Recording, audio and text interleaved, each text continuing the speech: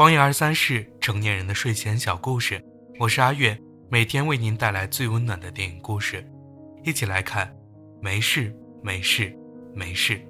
故事开始前，别忘了点击右下角的订阅按钮，让阿月的声音陪伴你每一个晚上。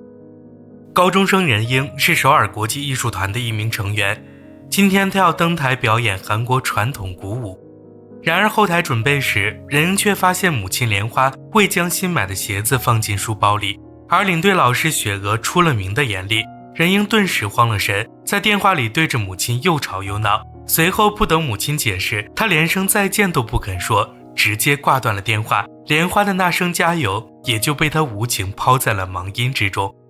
任英最终别无选择，只得穿着脏兮兮的练功鞋登上舞台。他跟随音乐的律动，挥舞起鼓槌，鼓点的节奏急促而富有律动。当最后一棒落下，任英迎着台下的掌声雷动，知道这是自己近来最棒的一次演出。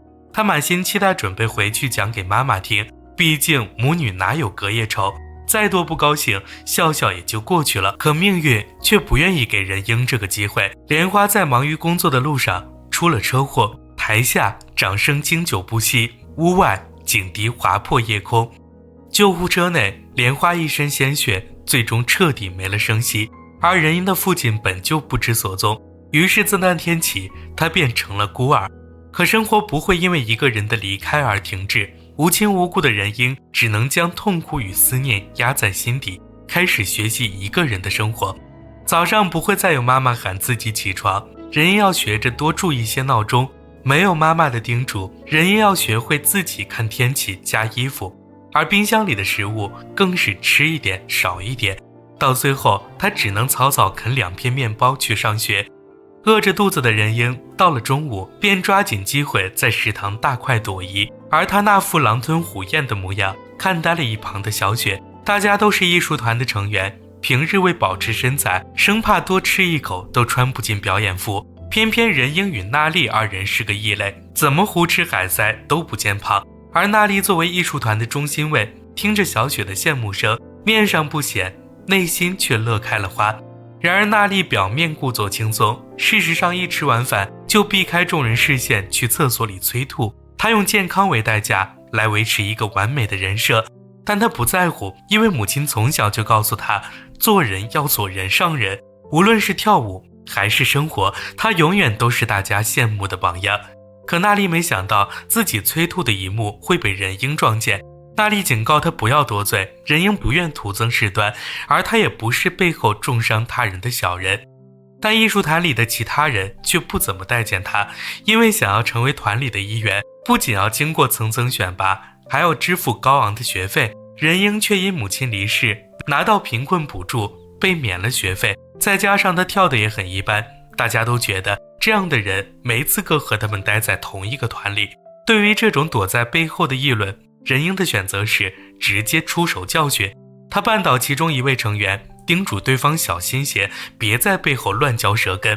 任英不惹事不代表怕事，他孤苦无依一个人在世，必须学会自己保护自己。所以不管你是交了钱的成员，还是风头无两的娜丽，任英都不见丝毫退缩。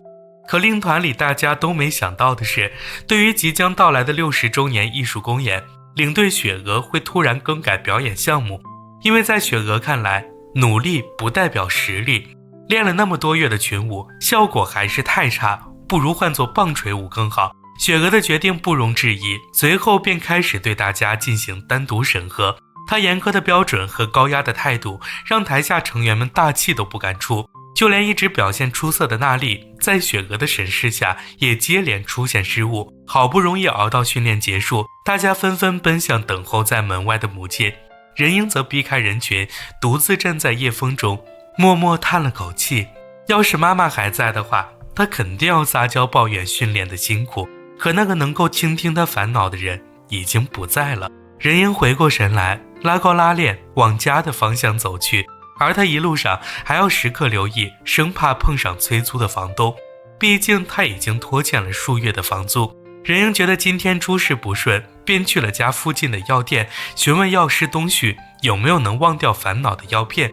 这周围的街坊邻居谁不知任英没了母亲，而在莲花走后的这1年里，东旭也颇为照顾任英，无论他需要什么药，自己向来都是记账，有钱再还就行。而东旭在听完任英的要求后，将一颗粉色包装的儿童维 C 递给了他，酸酸甜甜的滋味，任英吃完以后心情立马好了起来。他收下东旭的关心，又重新拾起往日的乐观，回到了家中。任英望着茶几上母亲的照片，又一次拿起手机拍下一张跨越时空的合照。他多么渴望再听一次母亲的唠叨，房东却突然找上门来，限他这周之内必须搬走。而任英环望四周，每一个角落都存放着与母亲的回忆，但他还要生存。于是任英迅速整理好生活的必需品，将用不上的家具通通转卖了出去。最终他背上数个行囊，穿梭于大街小巷中，寻找新的落脚点。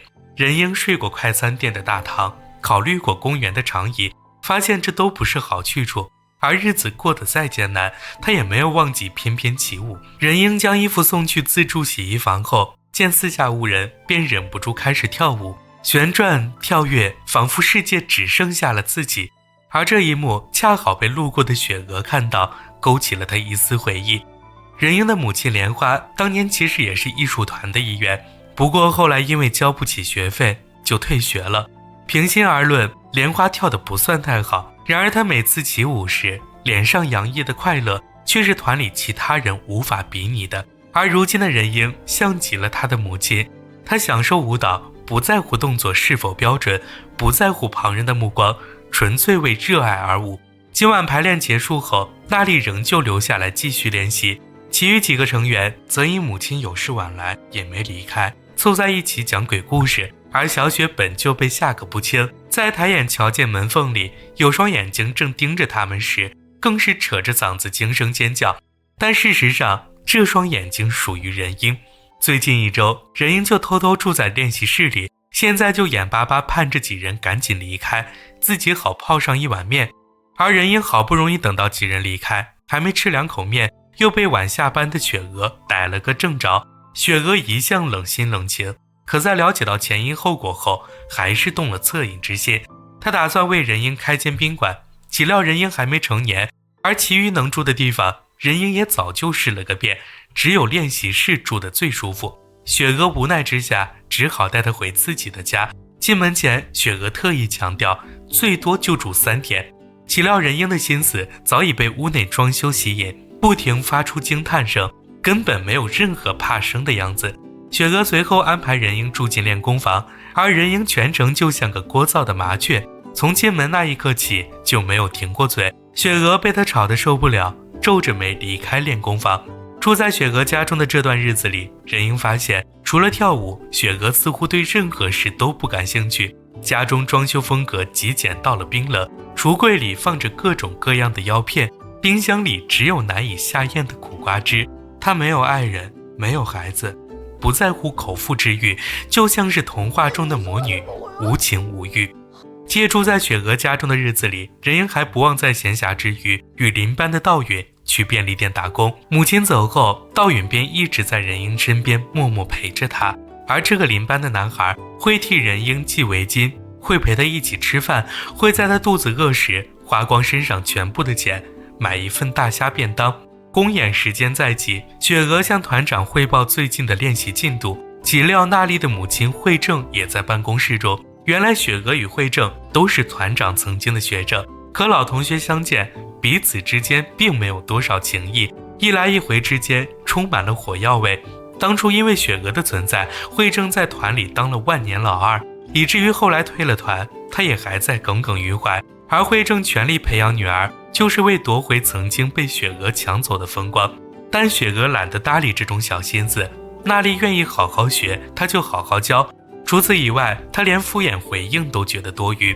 而雪娥是个彻头彻尾的完美主义者，她一心追求极致，渴望打造一场无可挑剔的公演，便向孩子们宣布1周后会进行个人试镜，届时实力不足的人会被踢出这次公演。雪娥才不管那些被淘汰的孩子会怎么想，物竞天择，适者生存，没有绝对的实力，在他这里什么也不是。就在这时，儿童青少年科的警察打来电话，称任英因为没有法定监护人，必须被送去福利机构。雪娥却没有立即回复，她再怎么不近人情，也不忍心把孩子往福利院送。雪娥今天又是最后一个走出艺术团的人，可她怎么都没想到，任英竟一直在屋外等她回家，等自己回家。多么陌生的词汇！雪娥习惯了独来独往，习惯一个人上班，一个人吃饭，时间久了，甚至以为生活本该如此。而任英的出现打破了这份死寂。此刻看着她冻到通红的脸蛋，一丝从未有过的异样感觉悄然涌上雪娥的心头。不过雪娥今天要去参加会政组织的同学聚会，便将任英送去地铁站，让她自己先回家。可这场聚会实在无聊，来人都是当年艺术团的同学，交谈间都是些乏味的恭维，有人为了讨好会政，竟在背地里又说起自己的坏话。雪娥想不明白，她为什么要将时间浪费在这种无意义的社交场合里，果断拿起外套，直接起身离开。因为被败坏了心情，雪娥几乎就没吃几口饭。她饿着肚子回到家，一股饭菜的香气却扑鼻而来，那竟是任英在做饭。原来今天是雪娥的生日，任英便想亲手做一顿饭，感谢她近日的照顾。雪娥却不知所措起来。以往回到家，迎接她的只有冰冷和空旷，可如今屋里充满了烟火气，这一切对她来说太过陌生，所以雪娥的第一反应就是抗拒。她打翻了杯子里的水，也打掉任英伸过来的手，但即便如此，任英也没有丝毫退缩。她就像只嗡嗡叫的苍蝇，怎么赶都赶不走，喋喋不休，全是对雪娥的关心。一会儿说她要多吃点，一会儿说自己认识个开药店的男人，要不要介绍你们认识？明明年纪尚小，操心起来却像个老妈子。雪娥表面板着一张脸，让她不要多管闲事，可等到任英走后，她喝着这碗热腾腾的海带汤，却再也压抑不住嘴角的微笑。因为这顿饭，雪娥发现家里有个关心自己的人，好像还不错。于是当3天之期一到，雪娥便让任英放下行李，安心多住些日子。但是儿童青年科催得紧，雪娥不得不带任英去福利院看一眼。将车停在门口的时候，熟悉的焦虑感瞬间涌上雪娥心头。她下意识地掏出随身携带的药片，任英却拿出儿童维 C， 像哄孩子一样说这个效果更好，让雪娥也尝一尝。望着任英灿烂的笑容，雪娥暗暗惊叹于她的热情与活力。可任英也并不总是那么积极乐观，她也有疲惫迷茫的时候。因为近来表现良好，雪娥将任英的位置与另一成员智允对调，把任英换到了更靠近中心的地方。而其他人为替智允打抱不平，竟暗中做手脚，剪碎了任英更衣柜中的照片。看着手中凌乱的照片，任英想不明白，没有钱，没有家人，就这么不受人待见吗？而每当他心情郁闷时，就都会去东旭店里看能否找到一味灵丹妙药，让他忘记那些烦恼与忧愁。而东旭这里还真有这么一味药，他将一只造型可爱的棒棒糖塞到了任英手中，称自己就没见过吃完这味药后不会笑的孩子。可任英转着手里的棒棒，突然嚎啕大哭了起来，因为小时候他不爱吃药，妈妈就会买只棒棒糖来哄自己。任英一直都以最阳光的一面来示人，但他的心中却一直下着连绵的细雨。任英无法释怀与母亲相处的最后一天里，他为什么要一直在吵架，以至于连声再见都来不及说出口。任英哭累了，就在药店暂时歇了下来。雪娥见他一直没回家，就赶忙找来了药店。而他从东旭的口中第一次了解到属于任英的脆弱。任英其实一直都没能从母亲离世的阴影里真正走出来。东旭看穿了任英的伪装，便也希望雪娥能对她更好一些。雪娥闻言满眼心疼，她带着醒来的任英去吃了一碗拉面，而任英却想要放弃舞蹈了，反正自己无论怎么做都会招来恶意，不如早早远离这群人，落个清净。雪娥不禁提醒她，不要忘记当初为什么选择舞蹈，是单纯为了满足母亲的期待，还是自己内心深处对舞蹈的热爱。所以任英，你先努力到不会后悔的地步，届时再下结论吧。而雪娥之所以会成为一名舞蹈家，也是因为妈妈喜欢，好像许多舞者都在背负着妈妈的期许前行，可他们又都以此为傲。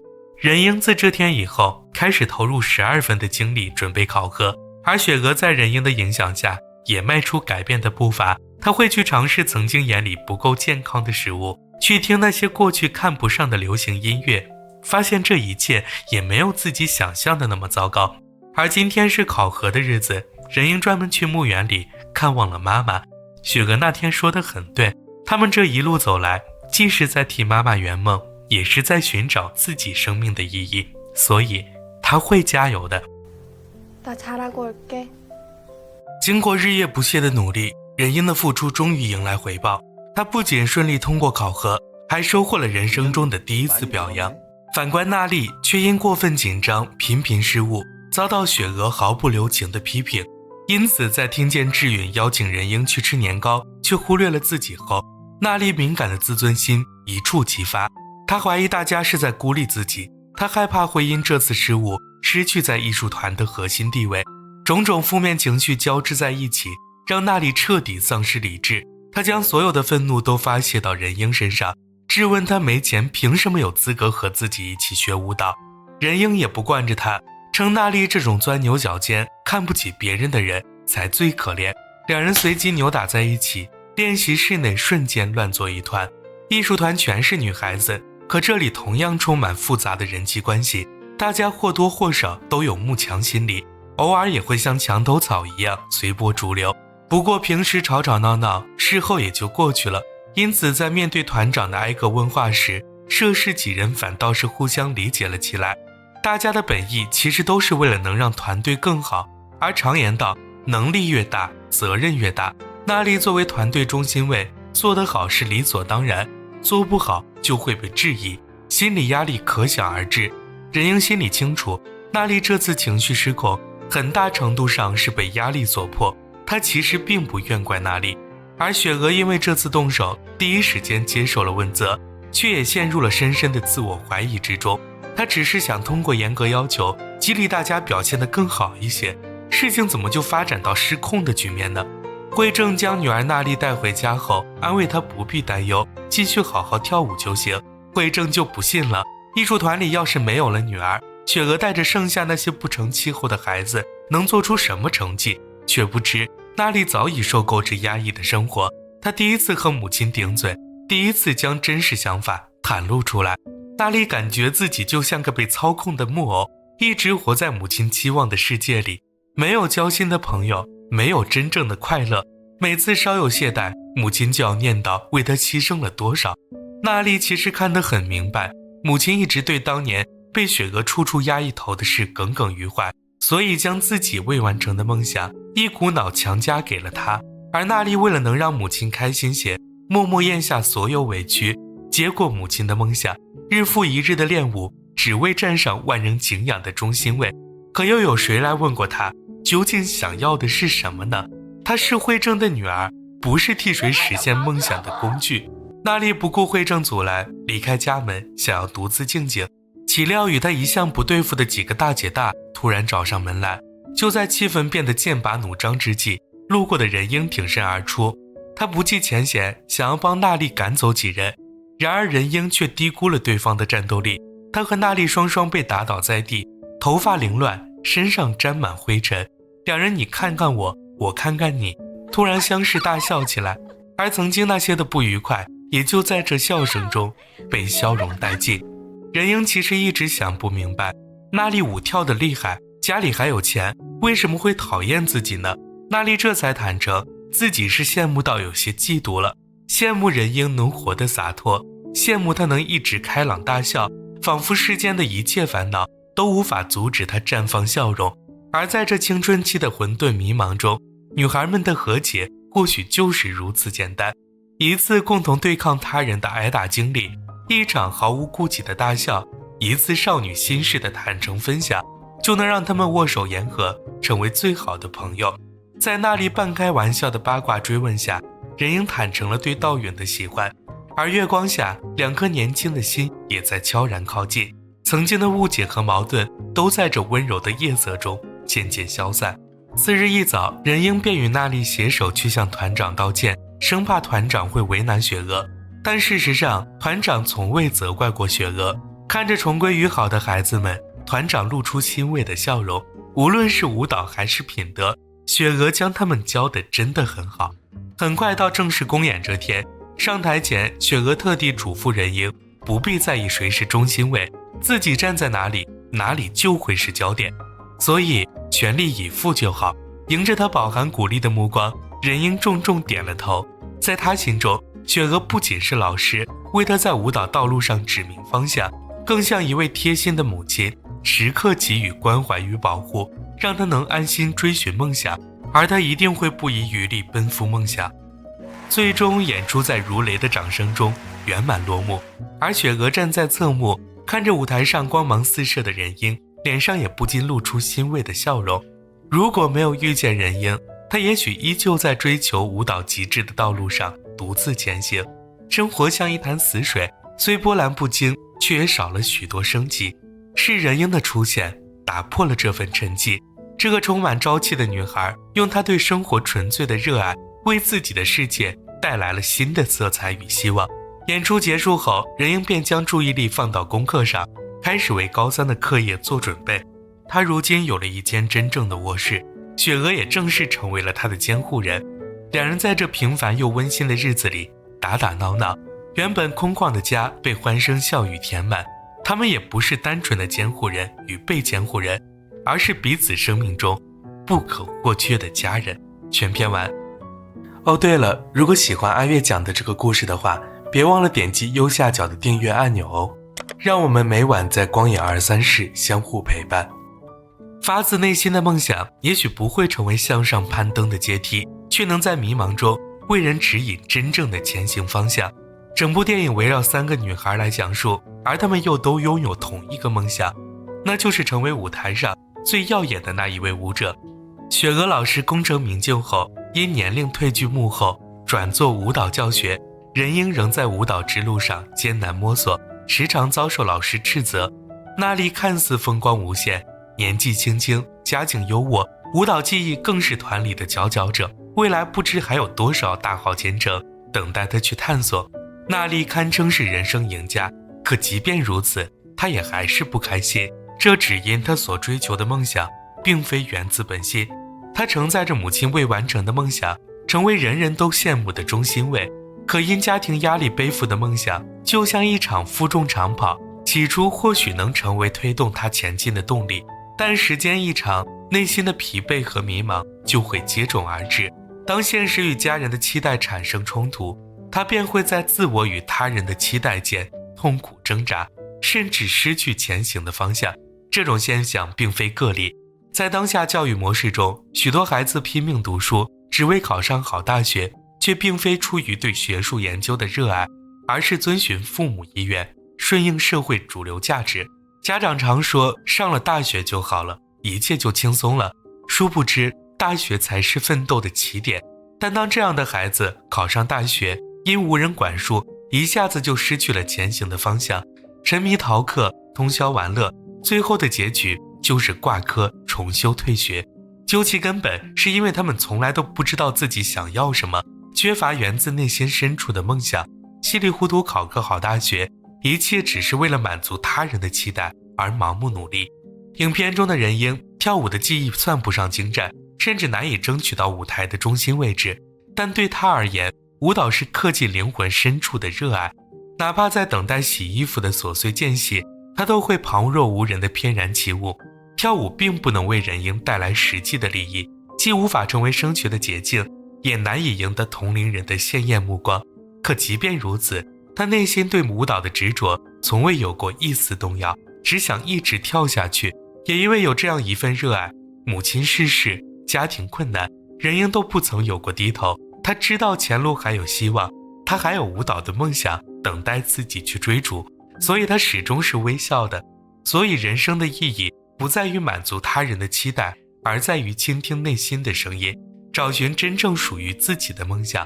因为有了这样一份坚定的信念，才能在漫漫人生路上无惧风雨，坚定前行。如今光影23室已经启用了热推功能，通过台湾朋友们的点击支持，可以帮阿月实现影片的更广泛曝光。